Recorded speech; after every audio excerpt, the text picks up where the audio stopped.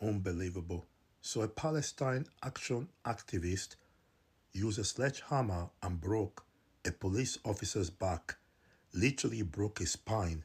And this police officer now will be permanently paralyzed for life. Now, I do not understand about this Palestine action activist. What you guys try to achieve, none of you guys will end what is happening between Palestine and Israel. So you can stop your nonsense and go home.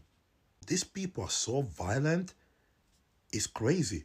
Why the fuck are you using a sledgehammer to literally attack a police officer?